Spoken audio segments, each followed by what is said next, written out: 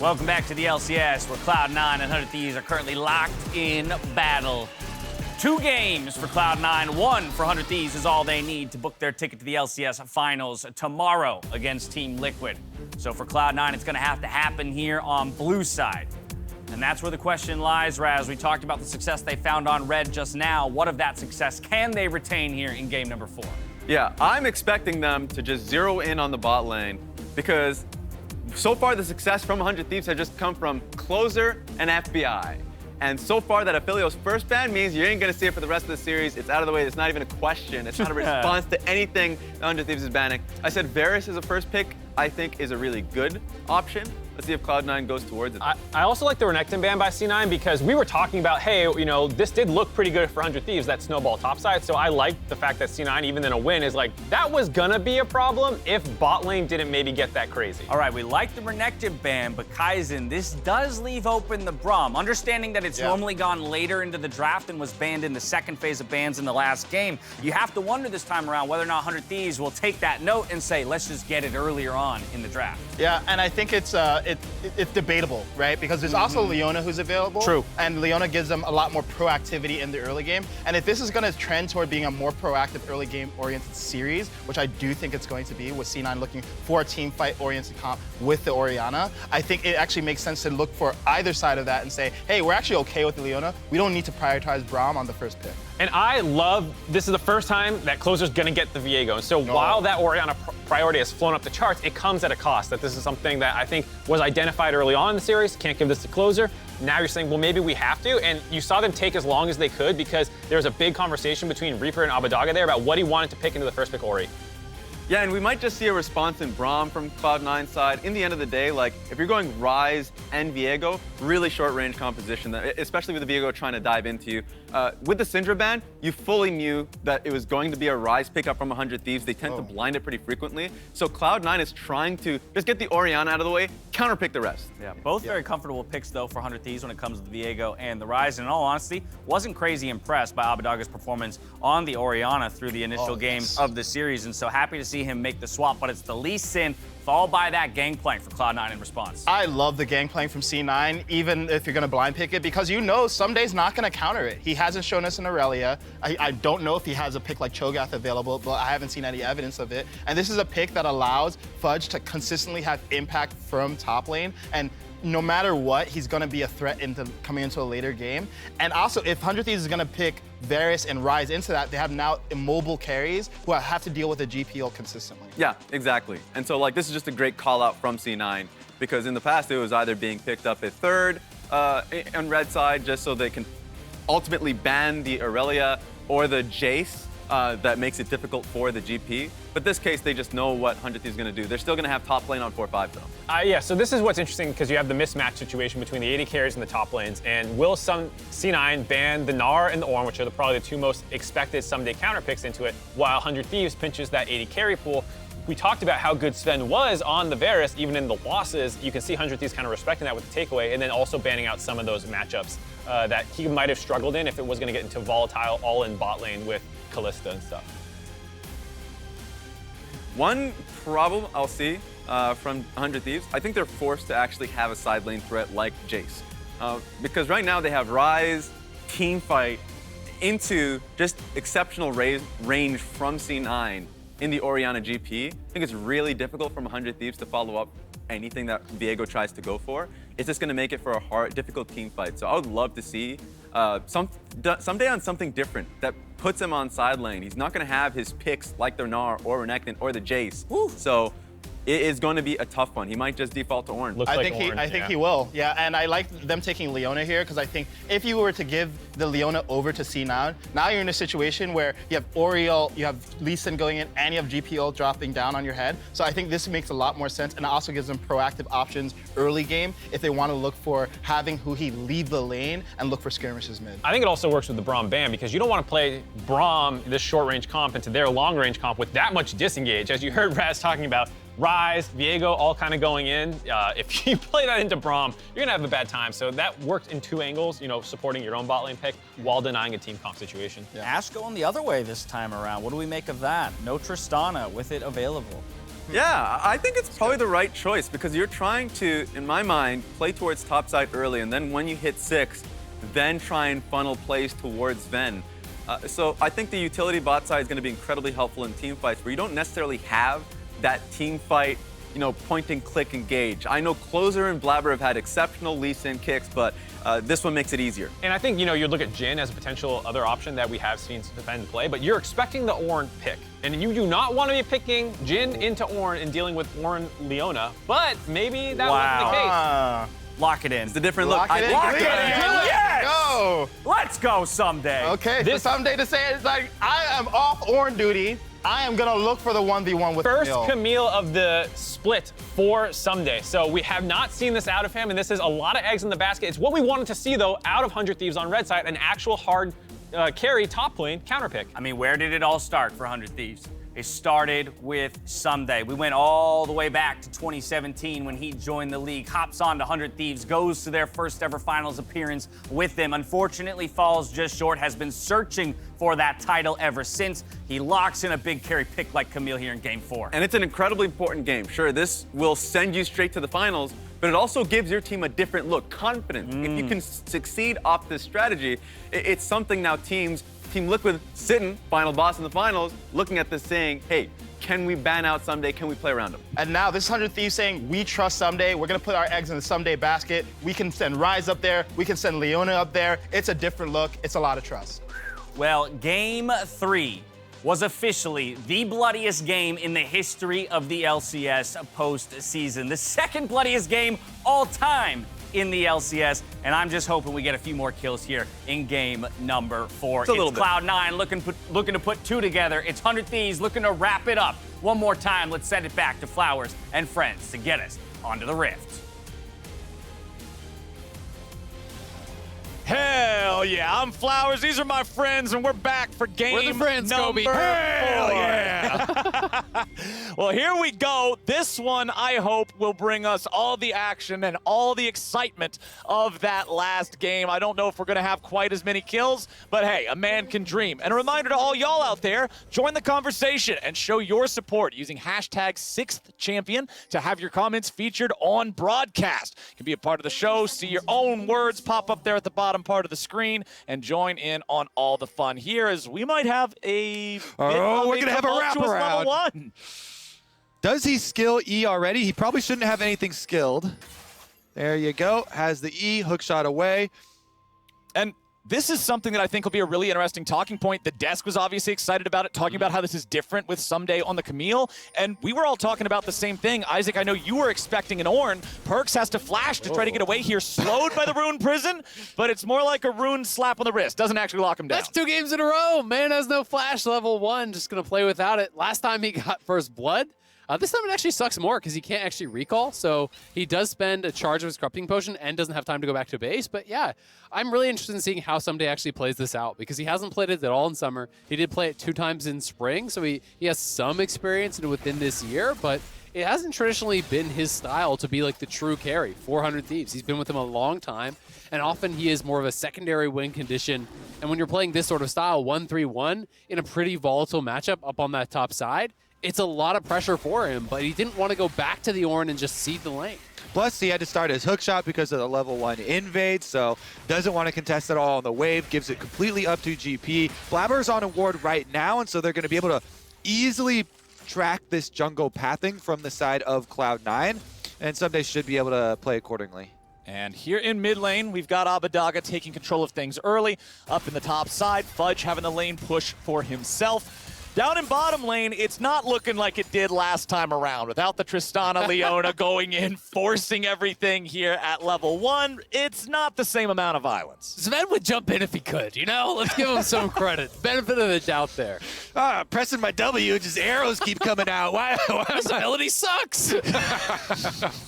Nice volley from the Fog of War there, though. You know, I love little tips like that where he just jumps up right around the edge of the brick wall right there to fire it off, gets one through. Someday, by the way, is down extra CS because of that hookshot start. You know, no W to be able to scrounge up a couple as the gangplank is pushing towards you. So this is even more rough than expected because of that level 1 invade. And if Perkz is able to just walk it out again for the duration of his flash cooldown, then the same level 1 advantage not really acquired on the other side. You could see, though, the Fudge couldn't actually fully crash the wave, and Someday even just posturing forward made Fudge give up the CS on the cannon. So he missed that cannon there because Someday was threatening that, hey, Viego could be here. You don't know.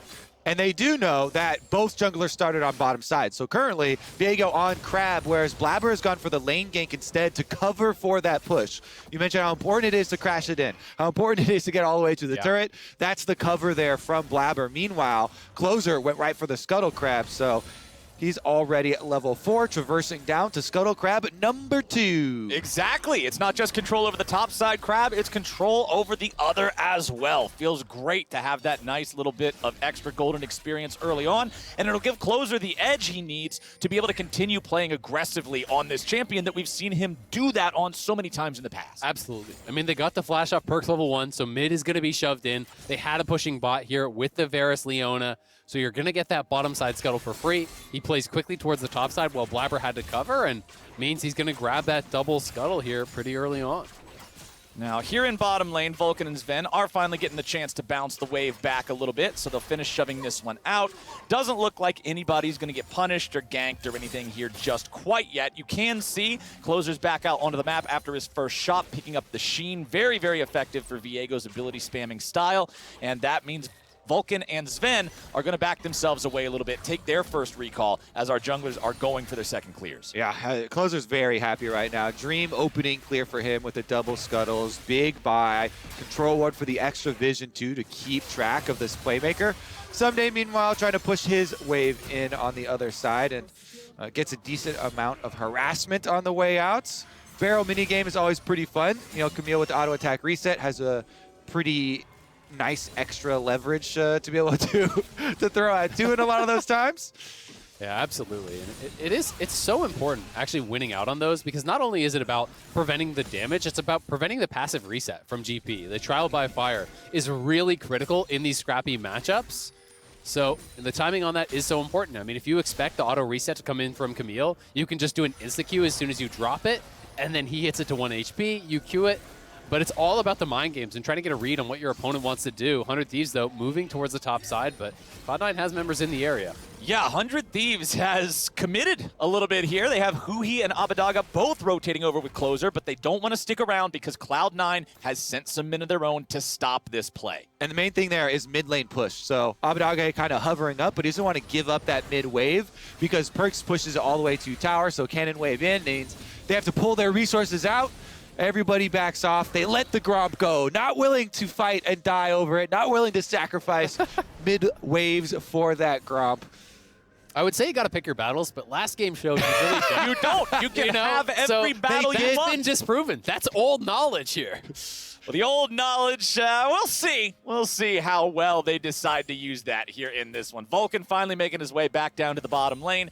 And level 3 compared to the level 5 of Sven, this is one of the consequences, remember, of this heavy support roaming playstyle we've seen happen throughout playoffs, is you can fall behind the curve of the game as these supports that are spending so much of their time making these roams and these rotations. So it is very important to recognize when you're behind like that personally so you don't end up overextending. Cloud9 going for a pretty early Drake compared to what we've seen so far in this series. Normally those are going around 9 or 10 minutes or so, but Blabber and Sven working together should be able to get this one for free. And yeah, no contest from 100 Thieves. First Drake over to Cloud9.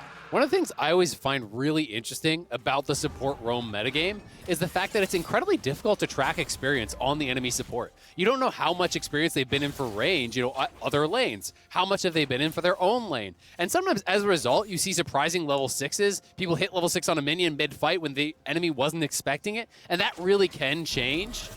These scraps, we can see Huhi actually very significantly ahead. That's like a full level of experience. Yeah. Very far ahead of Vulcan, who is not feeling the best or the strongest right now, but hey, it doesn't matter about him personally. He knows how much he can contribute to the team fights as long as he will have good usage of that CC, particularly the ultimate once he gets it against the immobile carries on 100 Thieves. Oh, I wanted to see if they're going to step in front of that cannon because it is slow pushing towards them. All right, the cannon's still alive. Dematerializer used by Vulcan to make sure that they get it.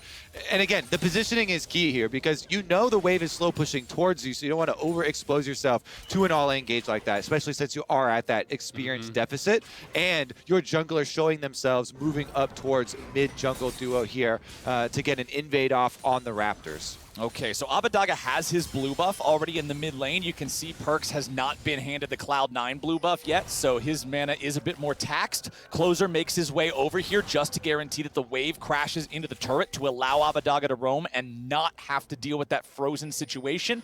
As Fudge is close to turret here, but it doesn't look like 100 Thieves are interested in him. They want to go after the Herald, but there is Cloud9 vision nearby. And you can see this, you know, a good 40 seconds ahead of time because 100 Thieves bottom lane was able to push that wave all the way to bottom turret and then start heading up the river. They're threatening the roam here. They even find the pick. Perks is in trouble. Perks is down, and FBI claims first blood. Heading up for a little Rift-tailed rotation to Zale, and guess what? We'll just stop off for a quick first blood on Perks over here from the bottom lane. Was the flash on a couple seconds cooldown left? No, it has to have been back up for plenty of time because we're 9 minutes into the game. They just nailed him right there with the skill shots. Huhi into FBI ultimates. It's just a special in the mid lane there. Buy one Shelly, get a Perks for free. It's a drive-through as you're going over That's there. service right there. Yeah, you're in the drive-thru. They ask if you'd like to try their new special. You know what? The special does sound pretty delicious. I'll have one, and FBI is feeling great about it. Now, Cloud9 have crashed a large wave up into the tier 1 turret. Blabber's going in for the damage, and they go in and get it done. Someday's already down. Cloud9 looking for even more now as Huhi wants to come up and try to help. Fudge still looking to stay alive here as Huhi goes underneath the turret. Blabber almost kills him, but almost ain't good enough. Fudge doing the same, barely getting away. Abadaga going to be taken low. Blabber's about to die. Closer gets the kill. Goes for reset number 1. Can he find anything? Vulcan's still here at level 5. Closer will not. It's 100 Thieves picking up 1, and Cloud9 doing the same. And Perks held his shockwave through that whole thing. He got greedy with it. He didn't want to use the shockwave on the Leona to actually kill off Huhi. I think he was looking for a carry or for a multi-man shockwave, and he held it so long, didn't find the opportunity, makes them miss out on another kill. The initial dive was great. The early aggressive play here from Blabber, ward up in, kick, Q, GP ulti is on top after the initial trade. But at this point, just commit the ulti, take the 1 kill here. Huhi gets incredibly low, but Perks, you can see, holding on to it this whole time and never finding a moment. 1 auto attack left on Huhi's life bar. 1 auto attack left on Fudge's life bar. So close there. They finally got the reset kill for Closer to be able to pick up a body, and so had to evacuate afterwards. But the real winner has been FBI, who got the first blood money on Perks on their rotation up. Yep, you can see your FTX gold chart right now. It's 300 Thieves players in those top 3 spots, and they might just get a little bit more. Vulcan loses about half health. The arrow comes flying through, but it will not find a target. So 100 Thieves will back away with just a little damage on the Cloud9 support. And this is a really close early game. 100 Thieves having a bit of a better go of it, but with the scaling on the C9 side, it's less of a concern.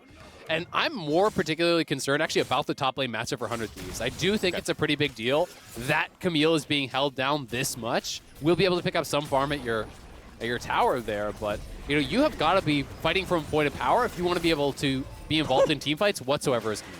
Watching those piercing arrows hit squishy targets is always a bit of a treat. You can see a lot of damage coming out of FBI here as the Herald is summoned up just for the 2-plate value. Yeah, and that chunk is actually really important. When you see FBI throwing out his ults like this, not looking for kills, just looking for the confirmed harassment under tower, you tap your W, you get your execution damage down there, and the Ashe has to be so careful. Even with the Vamp Scepter start there for Sven, gonna take a while to heal back up.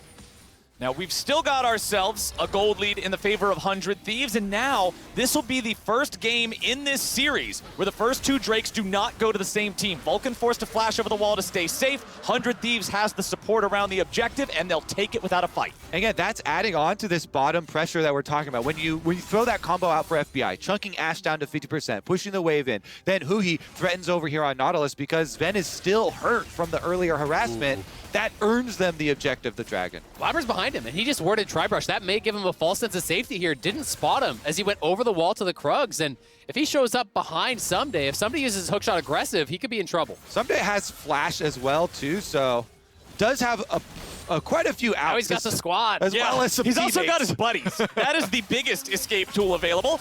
Ooh, Fudge getting hit there by the flash and the hook shot, both stuck in the Hextech ultimatum. Tries to get away. The oranges keep him alive. There comes your enchanted crystal arrow, so there's no follow-up available really from Huhi, and the Cloud9 top laner just barely makes his escape. Man, the remove Scurvy there saved so long. The missing health actually making a difference there. It heals more the lower you are. He saved it to the last second there. Blabber flying in with the safeguard as well. Keeps him alive. 100 Thieves pushing, and they're pushing on the other side as well. 100 Thieves with control over two different lanes here. FBI grabbing more and more plate money as Fudge doesn't want to walk up and try to deal with them directly here. Instead, just farming up the Krugs, getting money wherever he can find it. 30 seconds left on these turret plates. There's still not a single turret taken down in this game, but FBI can change that very soon here with another minion wave colliding, just trying to throw out the poke, keep Fudge away. If you can manage to take off this last little bit of HP, you get the plate money for it as well. And thumbs up. There we go. First turret, 100 Thieves. He also does a good job denying as many minions as possible. Meanwhile, topside, another attempted convergence here from 100 Thieves. Sven sees it coming, though, as they still have members up on the top triangle. Varus from this far ahead is honestly disgusting. He's nearly 2,000 gold up on the Rish's member from Cloud9 at this point. That is going to be a big deal. He is the gold lead. Yeah, he is the gold lead, and that's a great place to have it. You know, when you're that far up, when you get early lethality, when you get this early power, 1 Q on someone like the Orianna, who can't just heal it back up, means you can't fight. And you're talking about the Orianna. There's a lot of vulnerable targets here on the side of Cloud9. I mean, you have a bruiser jungler, you have a fighter top laner, you don't have any big true tank that's just going to be absorbing these arrows and not really caring about it. So a ton of potential for FBI to be able to carry once we get ourselves into the mid game.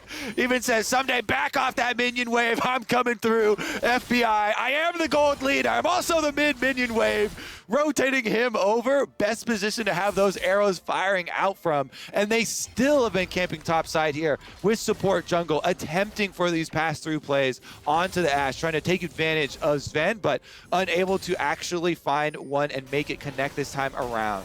And I really like the focus from 100 Thieves on this side lane. Their comp is built to 1-3-1. They can 5v5 if they want, but Camille Rise in the side lane are happy. And they are going to try to really emphasize getting them to a strong point. They have them out to the side lanes now. You talked about FBI parking it in mid lane, playing safe there, and they're trying to just expand this lead and doing a great job at it. All right, second Rift Herald goes the way of 100 Thieves. The gold lead already over 2,000. Can they find any more here in mid lane? A Herald alone cannot do enough damage to kill this turret. They will need a bit of follow-up, as now Closer has found Vulcan in the topside river. Dredgeline to get himself away, keeps Vulcan alive. Abadaga coming in, might be able to find some damage over the wall here. Rune Prison into the Heartbreaker, and Vulcan is down. Closer picking up the kill here. 2 for him this game, and 100 Thieves is going even further. Teleport up here in the top lane. Someday's looking to go. Hook shot right back in. Sven with a flash away. Chains of Corruption coming out. Sven's about to go down. Shockwave not going to hit much of anything. 100 Thieves still looking to make the moves.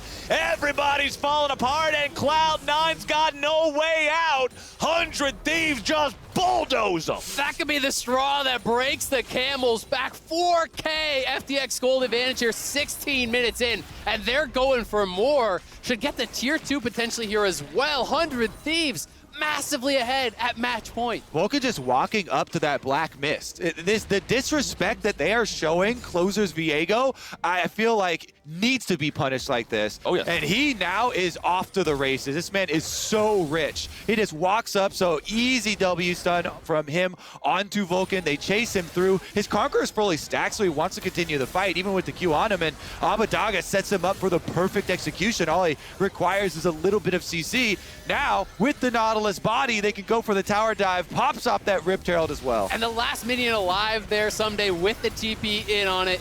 No hesitation. The charge comes through and really ends any chance of C9 getting much back in this fight.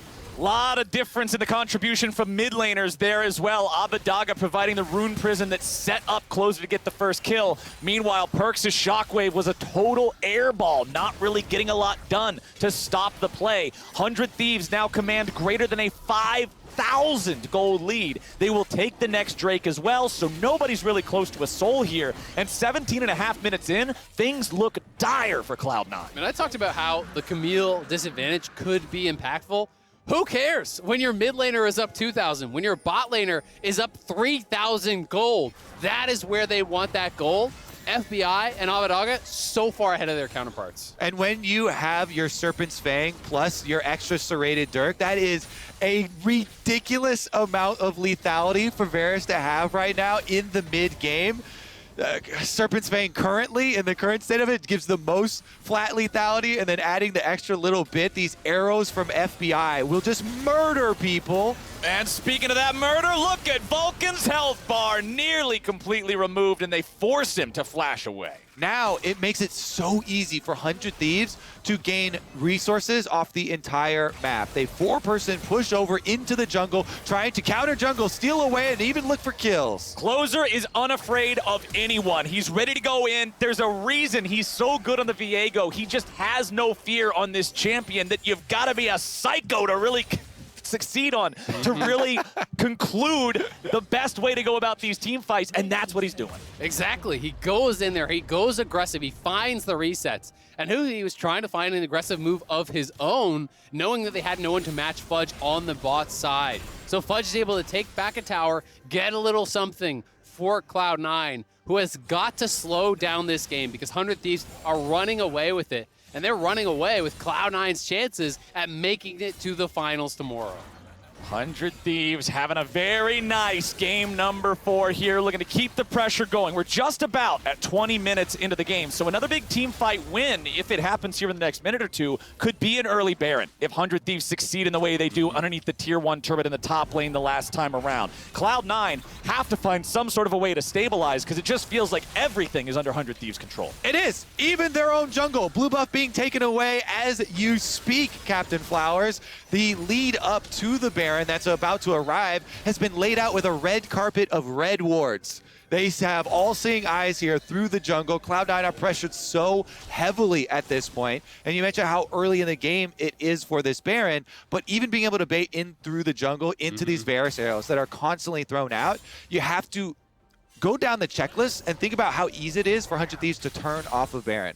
They would never even want to tank it up and stay on it. They're always looking for Varus, Leona ultimates, and Camille follow-ups. So that's why Cloud9 are playing so cautiously right now. They have to. They have so many things to be worried about, and you have to go in numbers to go get these vision, these ward lines, 2-person just to get one inside the Baron pit. I mean, it's so scary because when someone is this far ahead, you know that there is that real threat of them rushing down the Baron if you ignore it too much. But you also know they probably just want to turn and kill you. So, yeah, you know, you have to show up, but you have to show so much respect for that potential of engage, and that requires a lot of prep, using the hawk shot to get vision, to make sure it's safe to move forward, pushing outside lanes, waiting for 100 Thieves to answer, and then going in. I want to also lay this out ahead of time because if it ends up happening, it will actually just close the series. Yeah. 100 Thieves, you can push your minion wave out first, giving you 30 seconds, and they have Rise. Ryze can realm warp everybody instantly over to the Baron and burn it down. So you have even less time to react than versus a normal team. So Hawk shots are just being spammed over and over. There's a hit. Okay, Blabber getting locked down. He's in some trouble, and that is the first kill. Make it 2 for 100 Thieves. One of them's the enemy jungler, so it's time for a bit of a Baron play, my friends. This one is not close, fellas. 100 Thieves can already see their spot in the finals. Close is going to start that Baron up, and after those 2 quick picks, it should look easy. Arrow comes through, and the Hail Mary from Cloud9. Can they get a miracle steal? Well, they've got the Gangplank ulti here, just pouring some damage into the health bars. Huhi and Closer are both very low, but the Baron is also about to die. FBI is going to take some damage from Zen. Fudge coming in there. Sunday's around on the flank. Perks getting the kill onto Huhi, but FBI is able to take down Sven. Closer gets away with 100 HP. Cloud9, they trade 1 for 1. They stop the Baron in a miracle hold against 100 Thieves. They salvage it because 100 Thieves don't instantly turn. They have Someday teleporting in back, so Someday's really far away on the Camille, and Cloud9 save it for now. And GP is so difficult to just commit to Baron 2, but they're going for a fight now. Sunday's ready to go in. He finds Fudge. He finds a lot of damage. He goes for the Hextech ultimatum, but now he gets locked down. Fudge is ready to return some damage here. Is he going to have enough? It looks like he does. Someday is out of the picture. Abadaga's about to die next. 100 Thieves are just doing a conga line down mid lane, straight to the Death Depot. Closer looking for something else, but he won't find it. Someday was way too early there. Yes, Abadaga was coming on the collapse, but you're in there 1v3. You are behind the GP. You are not ahead of the GP. The rest of your team are the strong ones. You give over multiple free kills there. The Baron is stopped. The mid lane tower is taken, and now they're going for the dragon. Greed is a deadly sin. The 100 Thieves are being punished for it. Cloud9 surging back here. Dragon being burned down as well as they head into the river. Closer looks like he's got moves planned.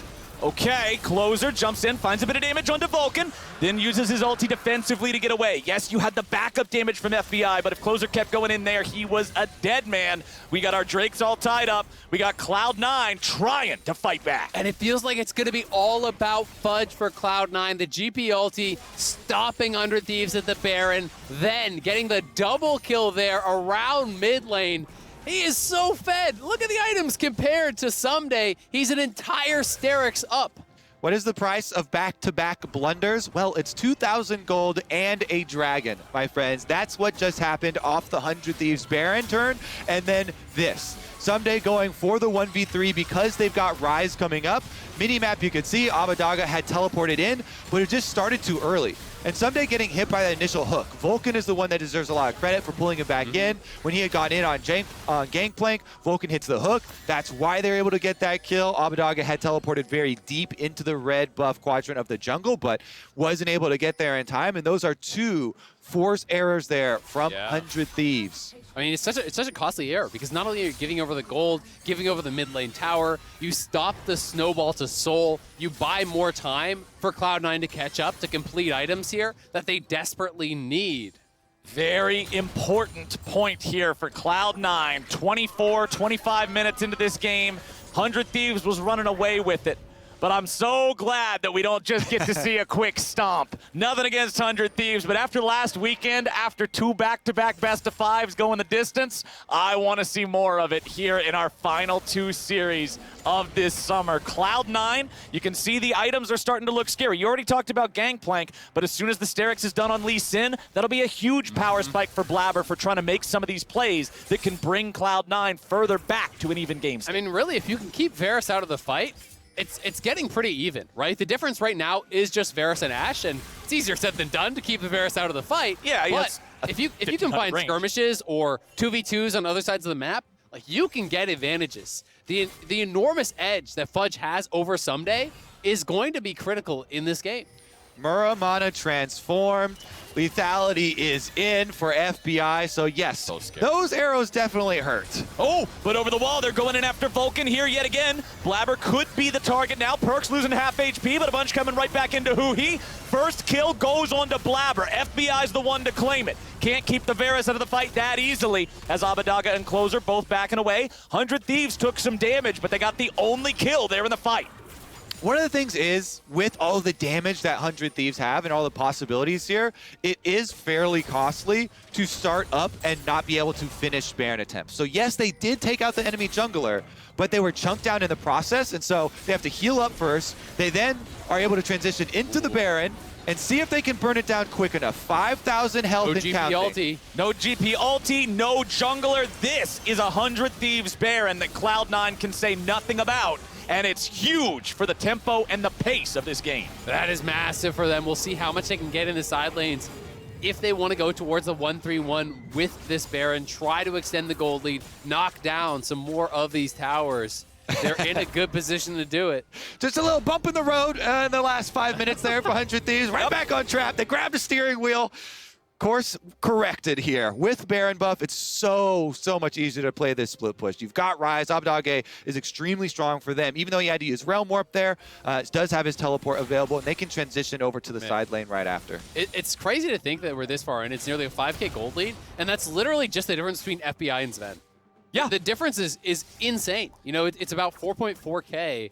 I mean, it is between literally these 2 items right now, which is, as much gold numbers matter, 2 full items. And the most important part, one of those items is a Guardian Angel that he just completed. FBI and Closer are both still at 0 deaths so far in this game, and that's going to be very important. FBI can now not be focused down properly because of the need to kill him twice. It'll give him more confidence to play forward. It'll give the entire team more confidence to play around what if he gets engaged on, and 100 Thieves are now confident to keep this push going, keep looking for more of these objectives, more of this gold lead, and they take down the mid lane tier 2 easily. Wrapping on Perks.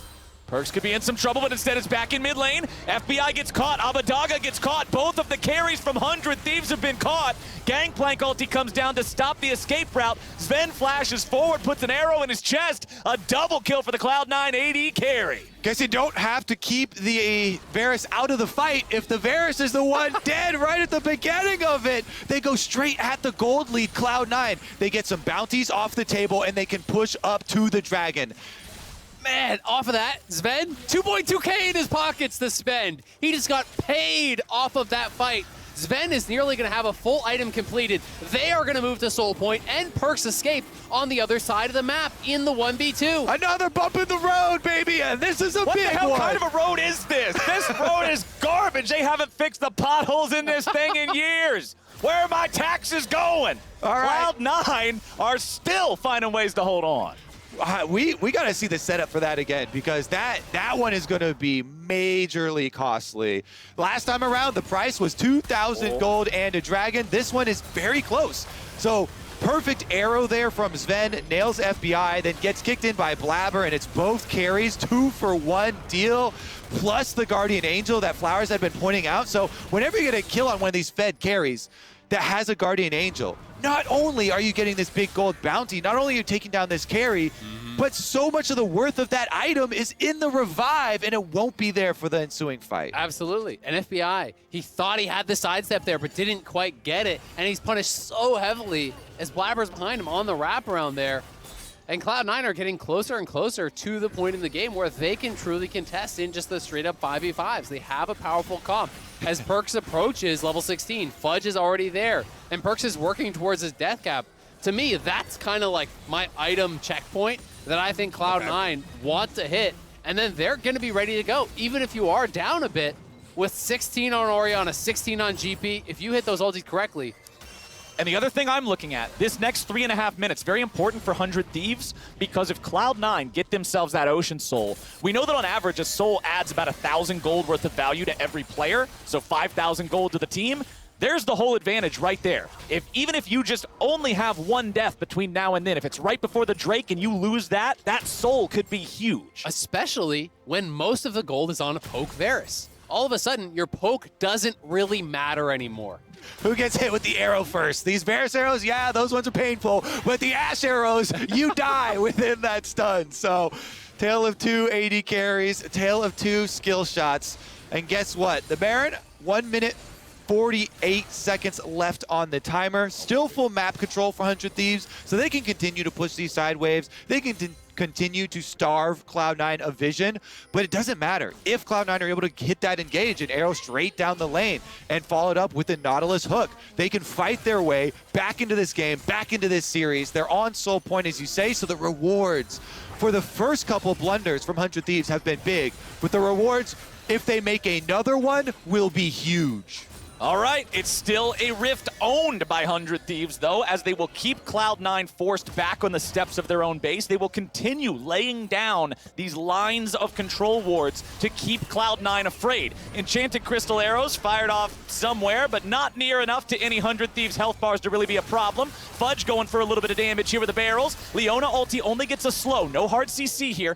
Abadaga was on the flank in case the fight really broke out, but neither side can find their engage. Cloud9 get the disengage there, and they're getting to this point where, almost have death cap gold here now. Just 500 more for Perks to be able to complete that. Could get it before this potential Ocean Soul fight. My question is, will 100 Thieves really try to press the issue at Baron prior to that? Will they be willing to go for that potential Baron, maybe even in trade for the Soul, to try to win the game off of that big power point? 100 Thieves still with that 4,500 gold lead, still controlling this game, still no deaths on their star player here in the jungle with Closer, Wits End, Sterix, Divine Sunderer. You can see, though, the FTX gold chart here is still an ocean of red, despite the fact that it goes to low tide a couple of times here. It's not like things are swinging all the way back into Cloud9's favor. But it was 5K at about 15 minutes. It is now 5K at 32 minutes. And that means so much less of a comparative advantage there over Cloud9. Cloud9 has a fighting chance. I think the next 50 seconds before this dragon spawns are going to be incredibly critical here. Baron control has nothing to be answered on the other side of the map in preparation for this, and you can see them focusing on getting your vision inside, trying to hit one of these skill shots. Oh, it's a deep DB flank. Okay, they're ready to go. It's 100 Thieves wanting to make the move, but Cloud9's ready to turn it around and go for the fight here right now. Closer going to be your target. Defensive ulti getting away. Someday coming around from behind. Perk's going to be under pressure. Shockwave able to find one. FBI's going to be taken low, but can they find the kill? No, they cannot. Cloud9's getting run over. FBI's going to be peeled for. Double kill back over to him, and Vulcan's the last man standing. 100 Thieves stand tall! And for the first time since they created the team in 2018, 100 Thieves are going to be running it back to finals. They march down mid lane. They make the call for the flank play. Cloud9 responds. They try to face them in open ground first, but 100 Thieves have the outplay. It is a redux. It is a reload of that 2018 spring final. 100 Thieves and Team Liquid. We'll see you tomorrow. What a final fight there by 100 Thieves. The slimmest of margins. Closer, life stealing off minions, surviving the final tick of Ignite with single-digit health. Abadaga barely surviving. FBI down below 10%. That was a 5-for-0 in what could have gone either way. What a series here from the 100 Thieves. And they've shown that they have so much more to offer than a single style as well. Yes. So many problems that you have to solve when you're facing this team. I think the second time around here versus Team Liquid, the rematch is going to be a different story. This one is gonna be hype. I'm so ready for this. The first split that this organization participated in, they get to the finals, they go up against Team Liquid, and they got slapped 3-0. I remember being there in Miami. I remember seeing it go down. I remember that was how it all happened. But this 100 Thieves does not look like a 0-3 type of team to me. This is not a fresh new org to League of Legends. This is not these guys thrown together under these new colors, under this new banner to see what they can do. This roster has shown some awesome gameplay and some incredible improvement throughout this year, and I'm excited to see them against Team Liquid tomorrow. Yeah, they're at a much higher level than they were the last time around. I think they are legit championship contenders here against TL, and this was just such a crazy end. It felt like Cloud9 had been scraping and clawing their way back into that game. but such confidence from 100 Thieves to take the fight. And by the slimmest of margins, I mean, I want to see that fight again. That was crazy. It was incredible.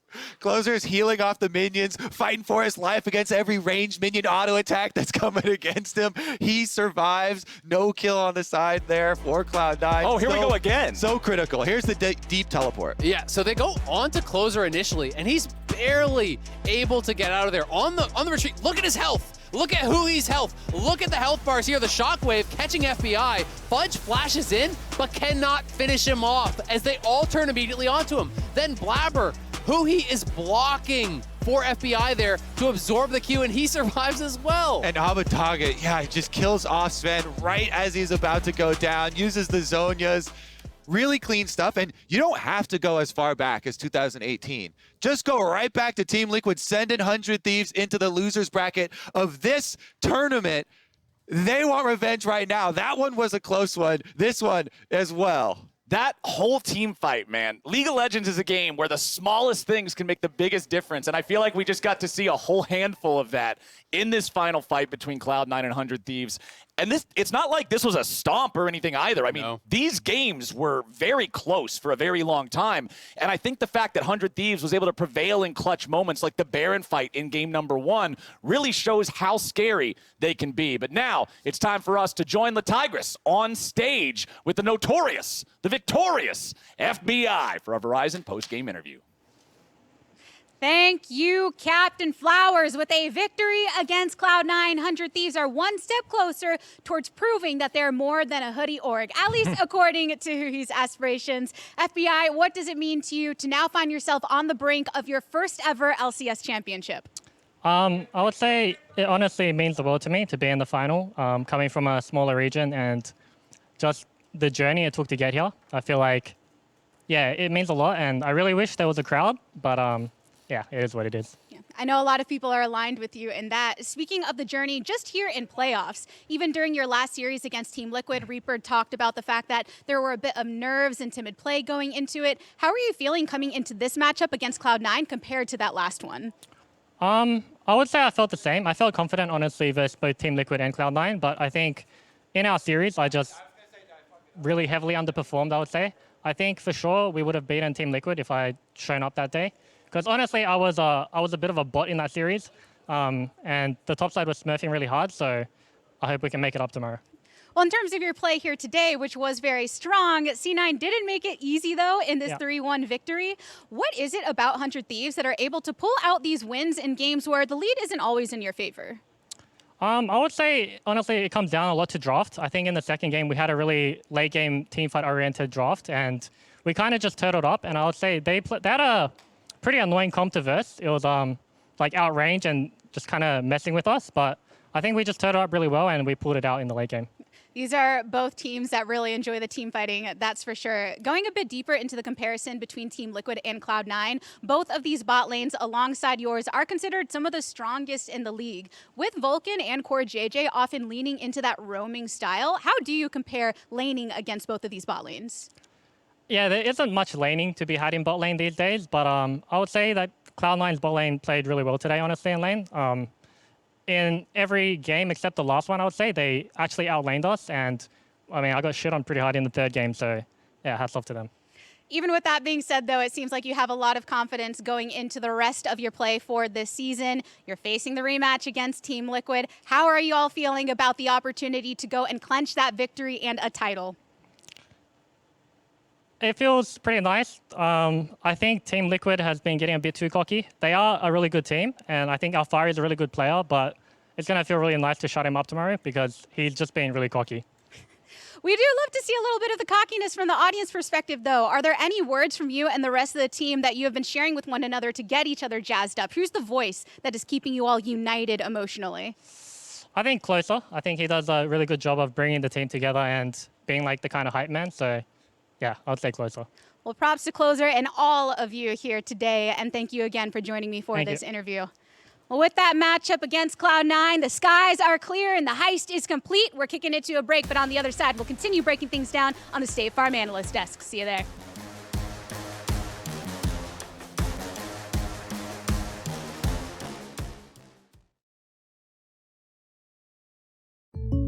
Not gonna lie, Jake from State Farm. That Daniel deal got me some sweet savings on my insurance. Daniel, State Farm offers surprisingly great rates to everyone.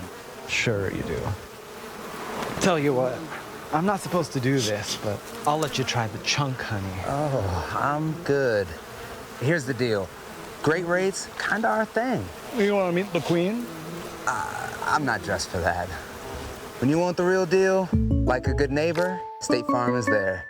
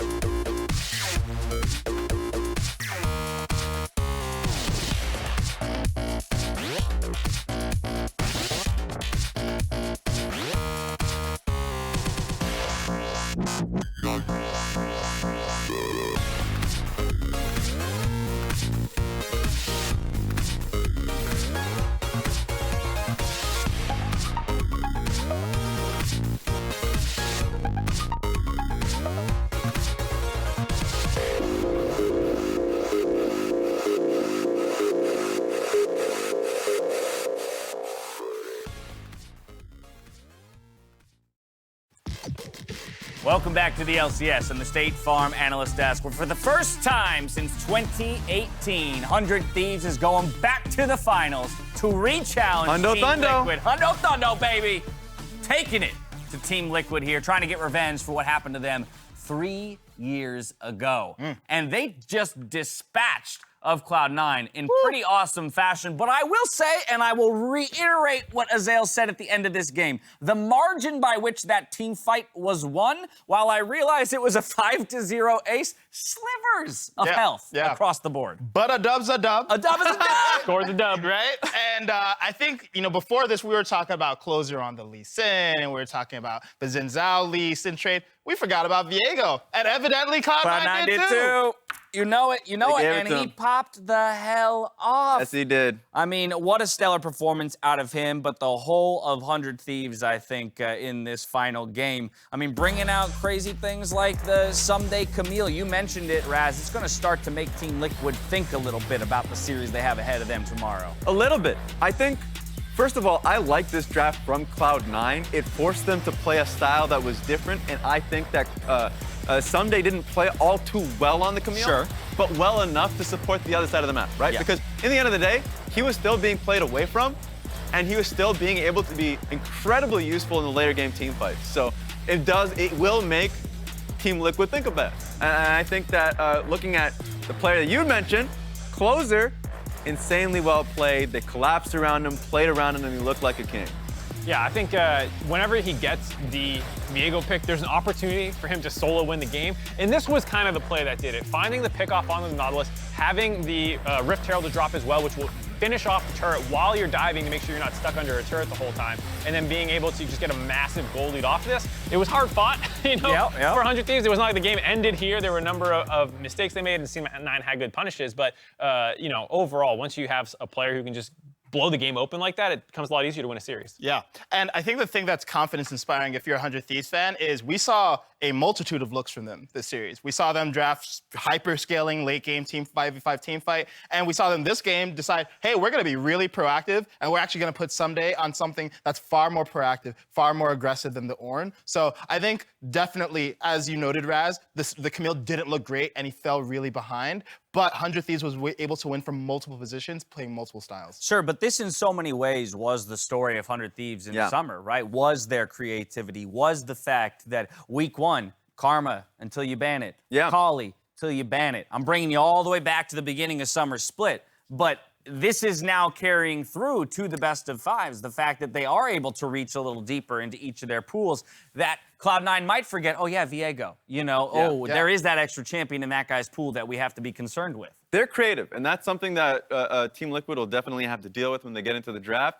But I think one thing that they constantly have to deal with, regardless of the draft, is that aggressive playstyle. That when we're seeing the Varus and Viego in this game, when you're having an ulted target with Varus, they are thinking about whether or not they have enough like lethal to get the kill, get a reset, and to start for a fight. And them, much like evil geniuses, but of course, rip in pieces to them, are aggressive. They are aggressive teams that will search, hunt for the fight, and force you to play better than them mechanically. And that's something that Team Liquid have to deal with going into them tomorrow. Yeah, now not without mistakes, and I think that this is an important thing for us to recognize. We have seen 100 Thieves struggle in a few moments, and this was a bit of a sketchy one, Mark, around the Baron. It felt like an okay time for them to start it, but the follow-up and the follow-through from Someday made this look pretty sketchy. Yeah, I think if you're gonna look at one thing from this game as like where we want to clean up most, it's this Baron attempt where Someday could have TP'd in a lot earlier, and if the call is finished, then Someday can be more zone focused. You're not really looking to turn off. Then it's, you know, late and it gets down to this chase down sequence, which makes it really scary for 100 Thieves, because this is what should have been a Baron blowing the game open to handing up a number of kills and starting giving C9 a lot of dragons that could potentially have been a win con if they kept stacking them. And I only bring this up again because in light of the opponents ahead of us, when we think Team Liquid, we think of a lot of control in the mid to the late, not making as many mistakes around those objectives and maybe able to capitalize on the few that 100 Thieves makes. So we're throwing that out there in that perspective. But again, then you get to the team fights, and I will have to say again, immaculate in a number of ways from 100 Thieves. This final team fight in the game where they come out with all 5 members alive on slivers of health. Just watch the mechanics. Just taking a look at this, this was them getting caught off, getting chunked, but the GP ulti I really enjoyed. But this is the Camille coming in clutch, coming in a flank, and then also the Rise following up, and then zeroing in on the Ashe. So by the end of the fight, Ashe is put in a really difficult position. Great zone is here. Exactly.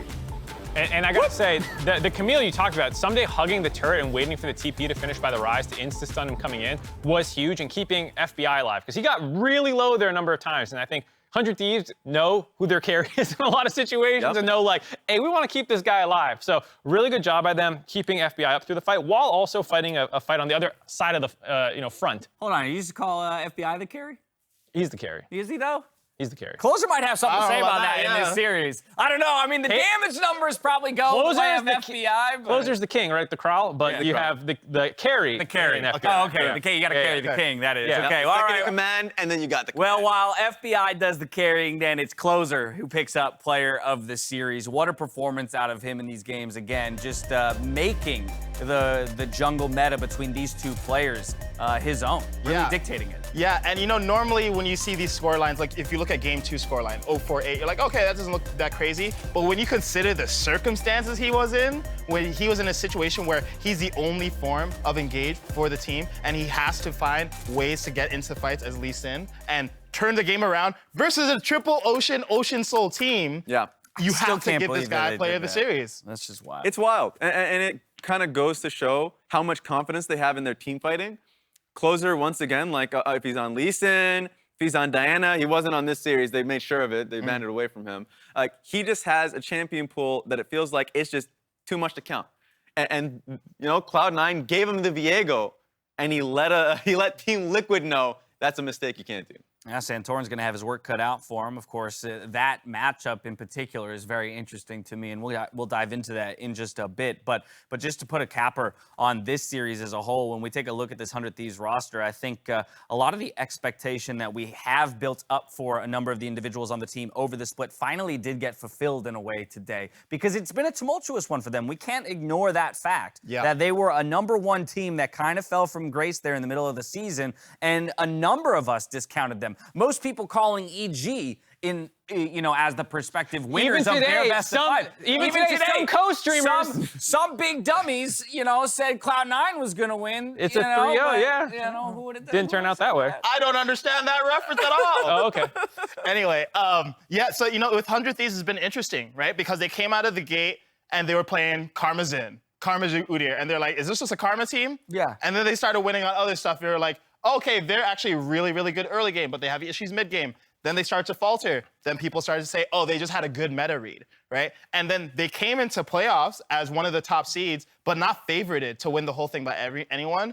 So I think they've been doubted at every step along the way. Yep. And this, honestly, some legitimate reason to still doubt, because they're going up against an opponent who did just beat them. And it comes down to the quality of players, because one of the doubts that we were mentioning here is the fact that during the season, some of our all-stars weren't playing the game. Sven was one of them. Sven was one of them, and a lot of it was like, okay, if, certain teams like Team Liquid aren't Cloud9, literally our spring champions, are not at peak conditions, then how long until 100 Thieves falters, right? Until the DAM, TSM will take those 3 slots, and they shut them up real quick. It's also just kind of the reality of the LCS. We have been a region that has been so dominated by a very select few number of organizations. And so time and time again, you find yourself in these post-game or postseason situations, and you look at the perennial powerhouses, Cloud9, TSM, Team Liquid, and it's hard to say that anyone outside of those 3. The next most winning org is CLG. And I mean, even a player perspective. Hell yeah, it is. Hell yeah, it is. Oh my God. Even a player perspective going to CLG, who he has 2 finals appearances in NA, Someday has 1, and that's it. That's it. And you look at some of the other people they're playing against, like, well, yeah, of course they look a little unfavored. First time Perks is missing a domestic finals in 5 straight splits. You know what That's that tells wild. me? What does it tell you? NA is just too hard. Yeah. Oh my It must be God. what it is. That's true. Yeah, you can't come here and slack off in this region. Well, let's get one last look at that bracket. I mean, what else is there to say? Tomorrow, your lower bracket champs, 100 Bring it up! are facing off against the Titans in Team Liquid. Cloud9 eliminated from the postseason at this point, but their season is not yet over from the perspective that they will be moving on as the 3rd seed for North America, straight to play-ins, a place they know and love. True. And as a bracketeer, it cheers me up seeing an almost completed bracket. Oh, no. Is it pretty? Does it look So like pretty. yours did before the game started? Yeah, good That question. don't look like my bracket. That don't look like my bracket Not either. in the slightest. Not in the slightest. Okay, real quick, I want to get maybe a little snippet from you guys to better contextualize what is the matchup that we have ahead of us tomorrow. When you think of this 100 Thieves squad, and with today's series in the back of your mind, how would you pitch this team to maybe a league viewer but not an LCS viewer? How would you describe the strengths of this team? When they look their best, how are they playing League of They Legends? are team fighting, and they are solely, their strengths are their mechanics, specifically FBI, who he as a support player, closer, Abadage when he's at his peak. I think that's something, a lot of viewers would look at this series as a whole and see mistakes, see them behind, and that's a very fair critique, of course. But you see in the LCK finals just last night, you're seeing LPL playoffs throughout, there will be mistakes that happen. It's when you claw yourself back with exceptional team fights that really define you, and that's what here is 100 Thieves. Yeah, and I'll sprinkle some additional hopium on top for 100 Thieves. They're also a team where they have certain power picks that you do not want to give to them. Closer on Viego being one of them.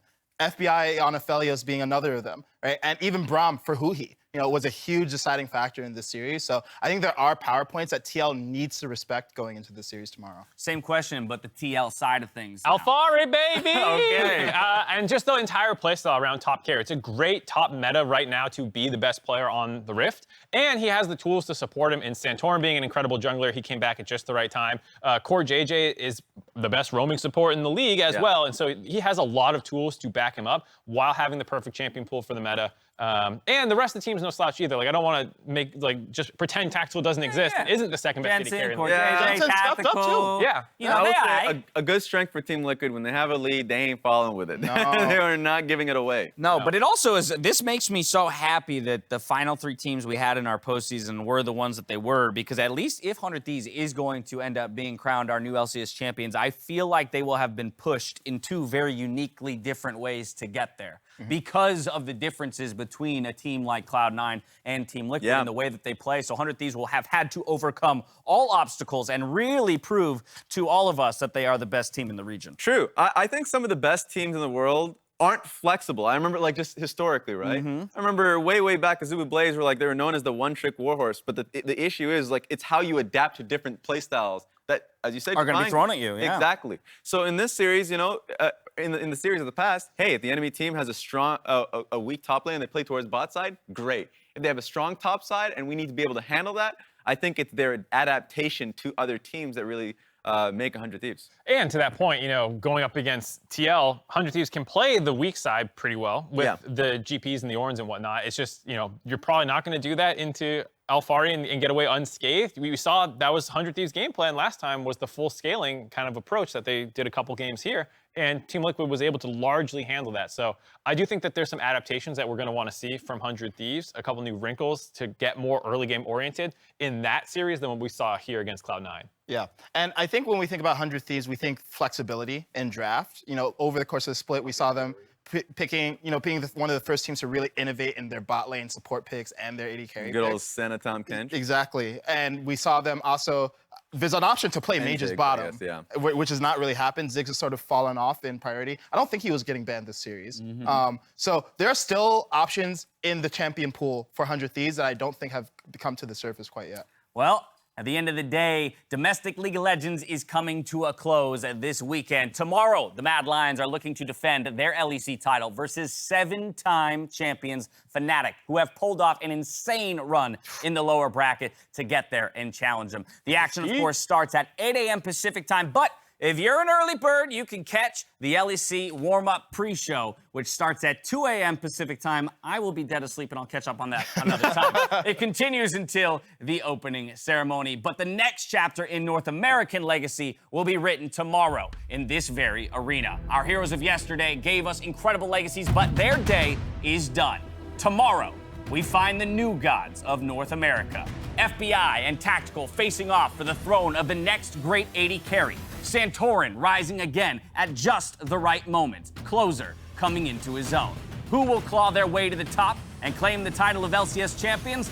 That's not up to us to determine. It's up for the 2 teams who remain on that stage.